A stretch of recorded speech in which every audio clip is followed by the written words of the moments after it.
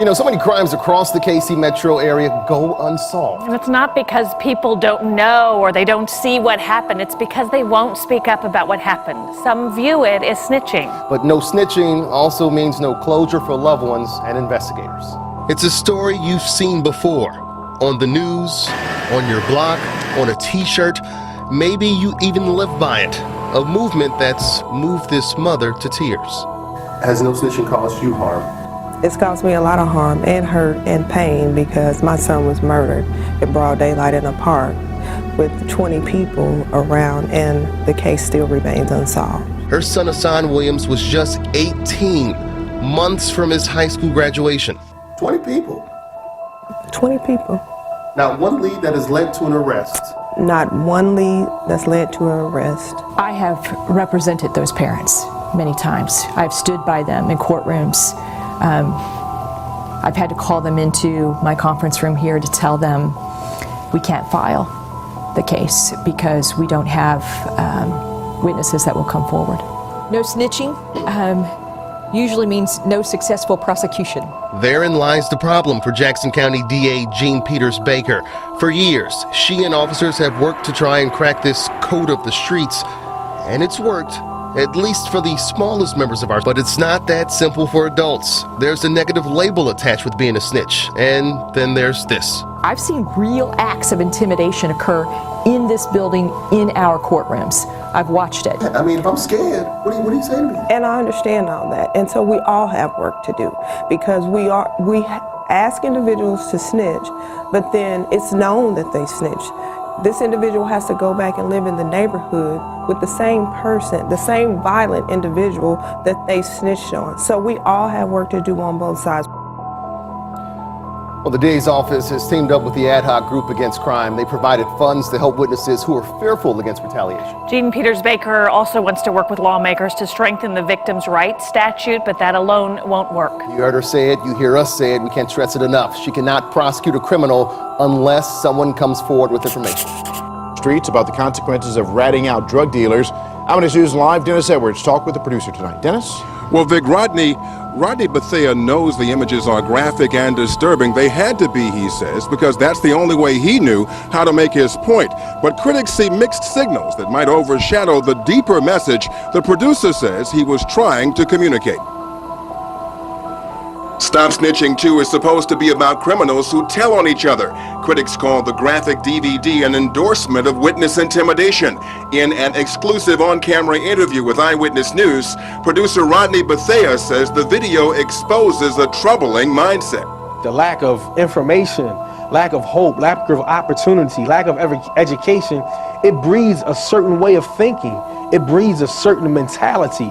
One of the men shot and killed over the weekend has a well-known and notorious father. Ronnie Thomas III is the son of the star of the 2004 DVD Stop Snitching, put out to discourage witness cooperation. If you saw a crime being committed, would you stand up and say something or just stand by? Shanita Williams remembers Paris Whitehead Hamilton, the niece she took care of, as the one who kept the family on their toes. You all have somebody in the house that keep things going. She's the one that keep things going. Then, everything stopped. April 5th, 2009, when 8-year-old Paris was gunned down by a hail of bullets in a drive-by shooting. It was a war. I never forget that day. St. Pete police arrested 3 men in Paris's shooting, but some wondered if it had to happen at all. No one ever told police about the guns or violence that led to this shooting, perhaps spurred on by a Stop Snitching campaign backed by some in the rap community that promotes never, ever talking to police.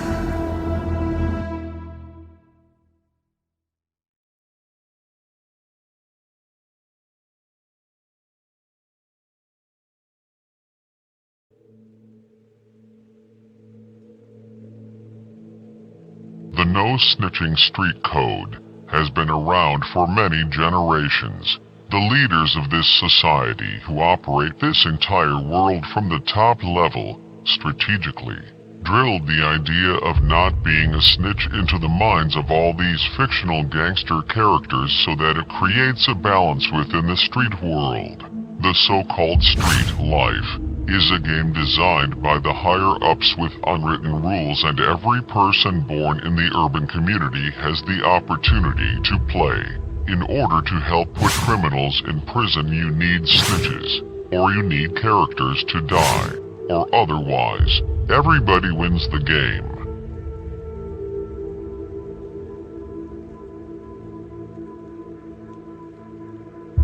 Within the game, it's governed by laws. Government plants and agents were placed right into the heart of the game so that it influences the followers to follow. Money, guns, and drugs are tools needed so that laws can be broken. Prisons are filled with a large black population. If all of these so-called thugs survive, the cops will not have many criminals to arrest, which means prisons won't make money, which also proves that the police force are also a part of the game as well. The entire justice system is a part of the game also, because lawyers and judges have to make a living.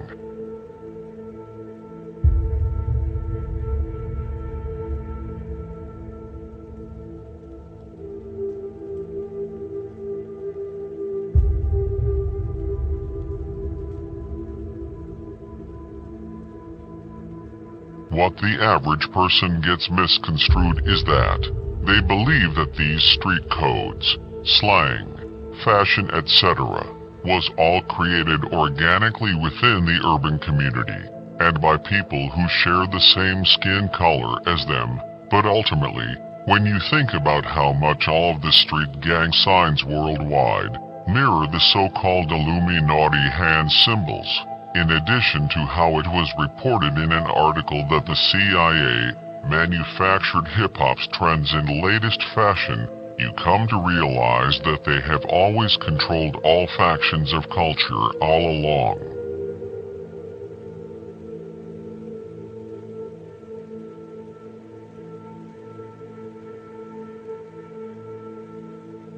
And I know in the record, what more can I say? You said a line that said, no more throwbacks. I'm 30 plus. Give me some crispy jeans and a button up. Something to that effect, right? Yeah. And since then, let me get these pictures. I want to show you the effect that I think you've had on hip hop. You know, we got a picture right here of Benny Siegel, Beans, right here. Yeah, Beans looking sharp too. Look at him. He got his pole. That looks gangster. Yeah, this is Marion, young guy, B2K. He got his hat tilted. He got a. His shirt looks like the one you have on right now, and even Fabulous is now. A lot of people are starting to wear button-ups now. I mean, what made you go in that direction? I mean, did you feel like this is my growth? You know what I'm saying? You gotta figure I was doing throwbacks. If y'all pull up, I Can't Get With That video. You know, that's one of my first video. I had the Reggie Miller on, named the throwback, but you know, I was doing the Jersey thing. You started that. You were instrumental in starting that trend, and now it's a whole gentleman's movement that's starting now. Yeah, we gotta grow up. For years, the elites have always used their influencers at every level, whether it be industry plans, which are the entertainers or undercover agents, sent to these different hoods to promote the No Snitching campaign. But now that the New World Order is upon us, the higher-ups have reversed it and are using their punts to promote snitching, i.e. Tekashi 6ix9ine. The elites did an entire documentary by Showtime titled The Supervillain, The Making of Tekashi 6ix9ine. It goes into full detail, step by step, how 6ix9ine was nothing more than an industry project and how they manufactured his entire image.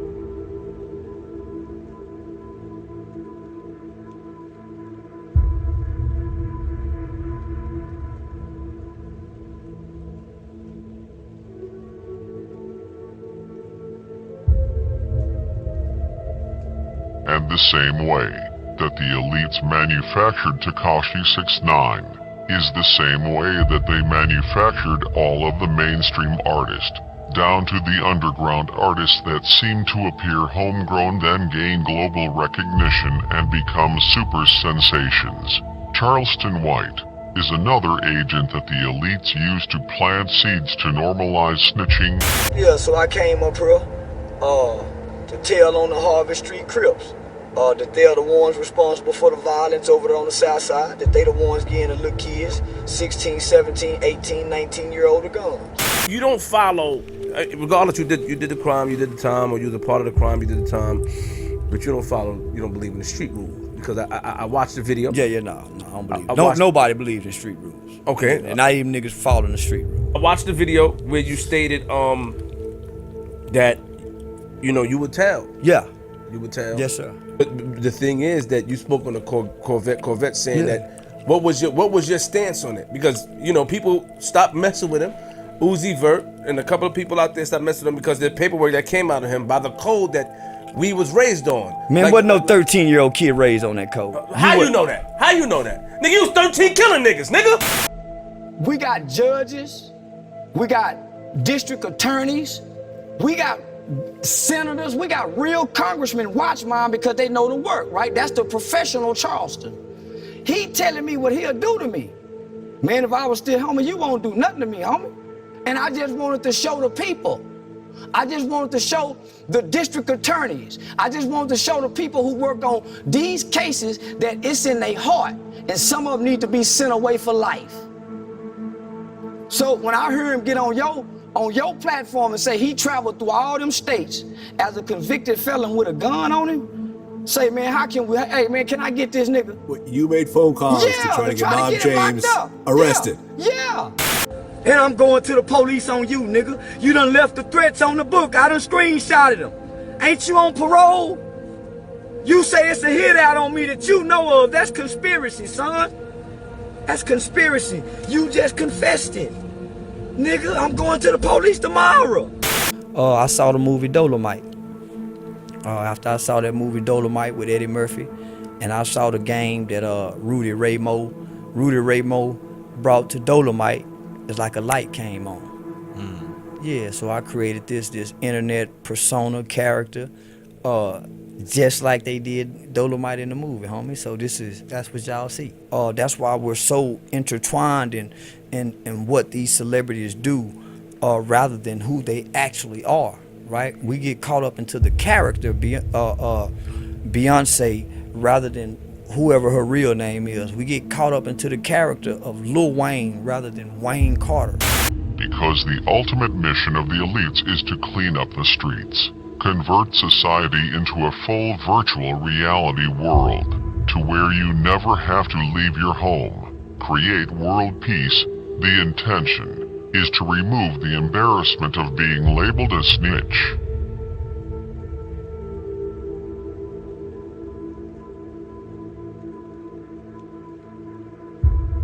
The more that you desensitize those that are involved in the streets to snitch, the higher chance you have at getting a close friend or relative to testify.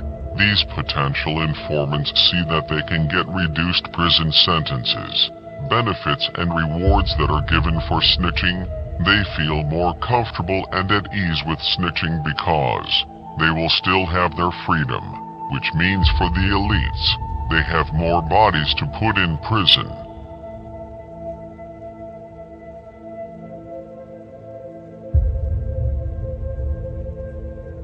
Alpo Martinez, a well-known drug kingpin turned informant, was released from prison back in 2015, serving a 35-year prison bid and just recently, allegedly died at the age of 55 years old, which also made 19 years from the time of the release of the movie Paid in Full. My theory is that Alpo's death was a staged sacrifice to be honored and immortalized as some sort of king of snitching into the rise of the snitch culture, which is the next generation. I believe that Alpo's character was killed off as a continuation, and he finished living out his scripted role from the film Paid in Full.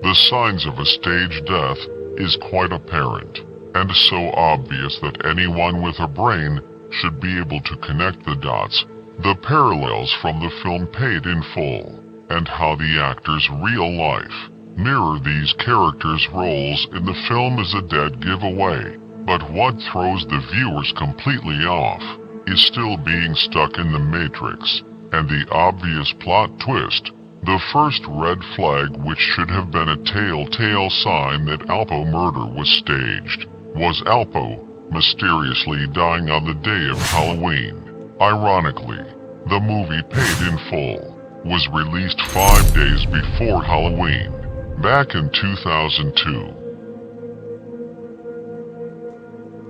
The driver was shot 5 times in the chest through the car window.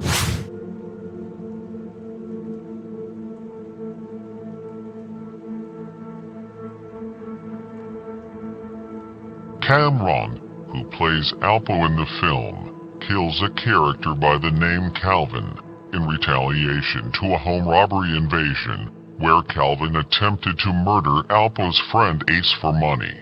However, it was later revealed that in real life, Calvin never died, which to me is the elites, who are master illusionists, are alluding to the idea that Alpo is really not dead. So let's go back and analyze this entire scene. Calvin is killed in a drive-by shooting exactly how Alpo was just recently killed, but sitting next to Calvin during the shooting, who happened to survive, is radio personality Angie Martinez.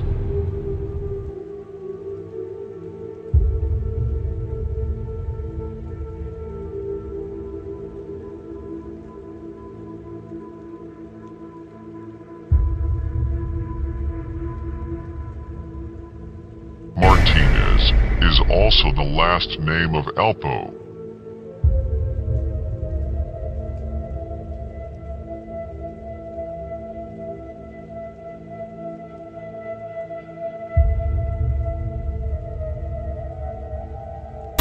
This notorious drug lord, Alpo Martinez, shot and killed on the streets of Harlem. He was a larger-than-life figure who seemed to defy death. Fox 5's Lisa Evers goes over who he was and why he might have had a long list of enemies. He was one of the city's most notorious drug dealers, famous since the 1980s for his murderous ways and mountains of cash and drugs, immortalized in dozens of rap songs and the movie Paid in Full.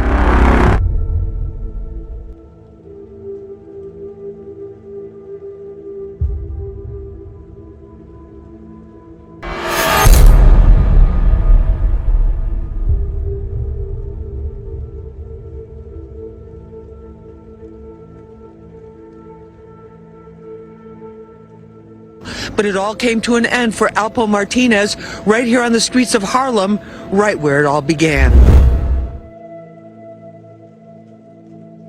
What the law enforcement is saying, man, Alpo, he was set up, man. He was set up because they saying that Alpo was in Harlem chasing pussy. And that's how, Alpo got terminated when he was leaving this girl residence. It was Alpo, but his driver's license and other IDs had his witness protection name of Abraham Rodriguez with a Lewiston, Maine address. The murder scene stretched for blocks up to 151st Street. Alpo had been given a new identity when he was released from a Colorado Supermax prison in 2015 after serving more than 20 years for 14 murders. His driver's license and other IDs had his witness protection name of Abraham Rodriguez.